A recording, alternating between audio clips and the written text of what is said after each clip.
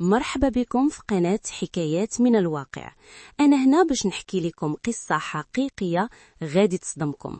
خليوا معايا. هاد القصة اللي غنحكي لكم مولاتها جاتني بحال مخبولة شوية. كتقول الحمار شركني من اللور. أنا نعيمة، عندي 28 عام، بنت البادية ولكن قريبة الفاس في الطريقة ديال التفكير. كبرت بين الخدمة والمسؤولية، بين الواجب والصبر. منين كنت صغيرة تعلمت نخدم قبل ما نتعلم نحلم. نهاري كان مقسوم بين الدار والخدمة، وما كانش عندي الوقت نغلط ولا نضيع الوقت في شي حاجة زايدة. الناس كانوا دائما كيشوفوني بنت معقولة، بنت هادئة، بنت ما كديرش صداع، وكنت كنقبل هاد الصورة. ماشي حيت كنت مرتاحة فيها، ولكن حيت تعودت نرضي اللي دايرين بيا قبل ما نكمل. إلا كتعجبكم هاد القصص الواقعية اللي فيها الصدمة والعبرة، ما تنساوش تشتركوا في القناة وتفعلوا الجرس.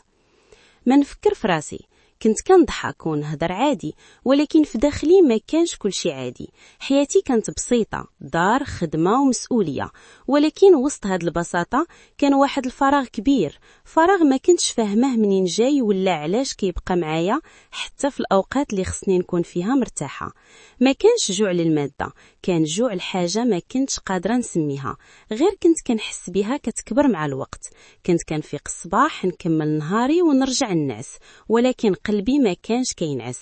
ملي كيسكت كل شي في الليل كانت الأسئلة كتطلع والوحدة كتبان. كنت كنقول مع راسي يمكن غير تعب، يمكن غير مرحلة ودوز، ولكن المرحلة ما دازتش والفراغ بقى. في ذاك الوقت ما كنتش عارفة بلي الفراغ إلا تسكيت عليه كيولي حمل ثقيل، وما كنتش عارفة بلي الإنسان إلا ما هضرش على اللي كيحس كيقدر يضيع الطريق وهو ما حاش براسو. كنت باينة قوية، ولكن في داخلي كان واحد الاحتياج كبير، احتياج للاحتواء، للفهم، لشي حاجة تعمر داك الفراغ اللي كان كيكبر بشوية بشوية. هادشي كان غير البداية ديالي، البداية ديال القصة. ما كنتش عارفة فين غادي توصلني. ما عمري تزوجت، وما كنتش كنشوف راسي ناقصة ولا مختلفة على شي وحدة. كنت كنقول بيني وبين راسي كل واحد ووقته وكل شي مكتوب، ولكن المجتمع ما كانش كيشوفها هكا. في كل مناسبة، في كل عرس، في كل تجمع كان نفس السؤال كيتعاود. واش مازال؟ سؤال صغير في الكلام ولكن ثقيل في القلب. كنت كنضحك ونبدل الموضوع ونقول شي جواب خفيف باش ما نحرج حتى واحد، ولكن من الداخل كانت الوحدة كتكبر. وحدة ما كتبانش في الوجه، ما كتبانش في الكلام، ولكن كتوجع بزاف. كتوجع حيت كتجيك وانتي وسط الناس وكتخليك تحسي براسك بوحدك وانتي محاطة بالكل.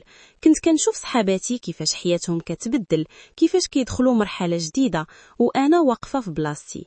ما كنتش حاسدة ولا غاضبة، غير كنت كنحس براسي واقفة كنشوف الوقت كيدوز، وأنا كنقول له يمكن غدا، يمكن العام الجاي، ولكن غدا كانت كطول والوحدة كانت كترجع كل مرة أقوى. ما كان عندي شي واحد نهضر معاه بصراحة، ما كانش شي حد نقدر نقول ليه راه أنا محتاجة غير نفهم شنو كنحس. كنت كنخاف نتهدر، نخاف يتفهم كلامي غلط، نخاف يقولوا عليا ماشي معقول. فبقيت ساكتة وحطيت قناع ديال القوة، وقلت مع راسي الصبر زوين والسكوت حكمة، ولكن السكوت ما كانش ديما حكمة. بزاف د المرات كان غير هروب. كنت كنرجع لدارنا ونسد الباب ونجلس بوحدي، وداك اللحظة كانت كتطلع الحقيقة. الفراغ كيبان والأسئلة كتكتر والقلب كيبقى كيدور في حلقة بلا جواب. كنت كنحس براسي محتاجة غير شي واحد يسمعني، بلا حكم بلا نصائح، غير يسمعني وخلاص. الوحدة اللي عشت ما كانتش وحدة ديال بلا ناس، كانت وحدة ديال بلا فهم، وحدة ديال أنك تكوني وسط الجميع ولكن ما تكونيش حاضرة في حتى واحد. وهاد الوحدة حيت ما كتبانش كتكون أخطر، حيت كتخليك تبتسمي قدام الناس وانتي من الداخل كتوجعي. هاد الوحدة بقات معايا مدة طويلة، وأنا كنقنع راسي باللي عادي وباللي نقدر نتحمل، ولكن الحقيقة هي أن أي وحدة إلى طاولات كتبدل الإنسان من الداخل وكتخليه يطلب الضفا في طرق ماشي ديما أمينة. وهادشي كان غير خطوة أخرى في الطريق ما كنتش عارفة فين غادي يوصلني. مع الوقت الوحدة ما بقاتش غير إحساس عابر، ولات حاجة ثقيلة كتجلس في القلب. داك الفراغ اللي كنت كنحاول نطنشو تبدل ولا جوع، ماشي جوع ديال الماكلة ولا الحاجة، ولكن جوع عاطفي، احتياج ما عنده اسم واضح، غير كتحس بيه كيشدك من الداخل. كنت كنطرح على راسي بزاف ديال الأسئلة ما كان عندها حتى شي جواب. علاش أنا هكا؟ علاش كنحس بهذا النقص؟ علاش ما تحسيتش بحال باقي البنات اللي باين عليهم مرتاحين؟ واش المشكل فيا ولا غير أنا اللي كنضخم الأمور؟ وكنت كل مرة كنرجع لنفس النقطة، ما فاهمه والو، ما كنتش عارفة شنو هو الصح وشنو هو الغلط. في داك الإحساس ما كانش عندي واحد يهضر معايا على هاد الأمور بهدوء وبلا حكم. كنت كنسمع غير كلام عام، صبري راه كلشي كيجي بوقته، ولكن قلبي ما كانش كيهدى. الصبر إلى طال بلا فهم كيولي حمل.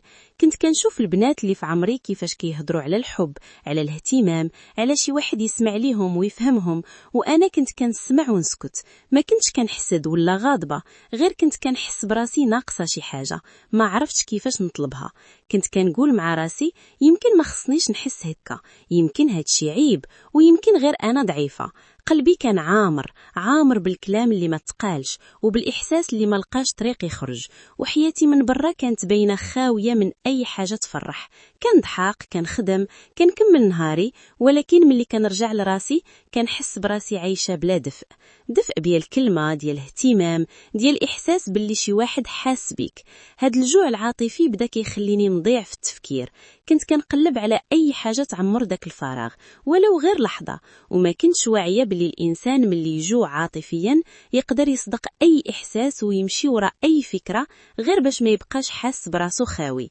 داك الوقت ما فهمتش باللي الجوع العاطفي لما تعالجش بالوعي والهضرة كيعمي البصيرة، وكنت مازلت كنظن باللي نقدر نتحكم في كل شيء وباللي غير نتحمل وغادي يدوز. ولكن الحقيقة كانت أن داك الجوع كان كيكبر، وأنا كنت كنقرب خطوة بخطوة من طريق ما كنتش عارفة فين غادي يوصلني. أنا بنت البادية، والبداية ديالي كانت مع الأرض قبل أي حاجة أخرى. كنسرح، كنسقي من البئر، وكنخدم بالحمار، وكنعيش نهار كامل بين الشمس والتعب. الحياة في الدوار ما فيهاش بزاف ديال الكلام، ولكن فيها بزاف ديال الخدمة. كل نهار كيبدا بكري وكل نهار كيسالي وأنا مهلوكة ولكن ساكتة. كنت كنشوف حوايج بزاف اللي ما كيشوفوهمش بنات المدن. كنت كنشوف الطبيعة قاصحة ولكن صادقة. كنشوف التعب ديال الناس، الصبر ديالهم، والسكوت اللي متعودين عليه. تعلمت نتحمل بزاف، حتى وليت كنظن باللي التحمل هو القوة، وباللي لاستبتي راكي قوية. كنت كنقول مع راسي أنا قادرة، أنا متعودة، ما خصنيش نشكي. ولكن حتى القوة كتعيا، حتى اللي متعود على الخدمة كيجي نهار ويوقف ويتساءل شحال نقدر نكمل هكا. الروتين كان كيدور عليا بحال حلقة مسدودة، نفس الطريق، نفس الخدمة، نفس النهار كيتعاود، وأنا كنمشي فيه بلا ما نوقف نفكر.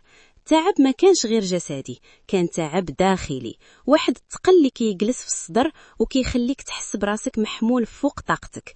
كنت كنكمل نهاري وكنقول الحمد لله، ولكن في داخلي كان واحد الإحساس كيقول راه ماشي غير الخدمة اللي كتعب، راه حتى الوحدة كتعب. في البادية الإنسان كيتعود يشوف بزاف ولكن ما كيهدرش بزاف، وأنا تعلمت نسكت، نحط كل شي في قلبي ونكمل الروتين. تعب والوحدة تجمعوا عليا وأنا ساكتة، ما طلبتش العون وما قلت حتى شي كلمة، حيث كنت كنظن باللي الصمت غادي يحميني. ولكن الحقيقة هي أن الصمت إلى طال ما كيحميش، كيخنق.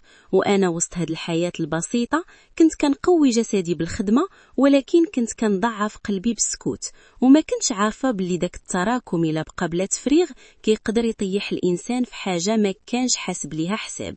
هاد الحياة ديال البادية شكلاتني، علمتني نصبر ونخدم، ولكن ما علمتنيش كيفاش نهدر على اللي كنحس. وهذا النقص مع الوقت بدا كيبان وبدات آثاره تخرج، وأنا مازلت كنظن باللي كل شيء تحت السيطرة. واحد النهار وقعت قدامي واحد اللحظة عادية من لحظات البادية، لحظة كنشوفوها بزاف وما كنوقفوش عندها، ولكن داك النهار ما كانش بحال باقي الأيام. العقل ديالي كان عامر متقل وما كانش واعي، ما كانش في حالة توازن، وهذا الشيء خلى نظرتي للأمور تخرج على طريقها الصحيح. الفكرة اللي جاتني داك النهار ما جاتش من فراغ، جات من كبت طويل، من أسئلة بلا أجوبة، من وحدة دازت حداها، جات من جهل بالإحساس ومن صمت طال أكثر من اللازم. كنت محاطة بالسكوت وما كانش شي واحد يشرح لي ولا شي واحد ينبهني ولا شي واحد يوقفني قبل ما نغلط. في ذاك اللحظة العقل ما خدمش بالمنطق، خدم بالإحساس فقط. الإحساس اللي كان مكبوت وخرج فجأة بلا ضابط.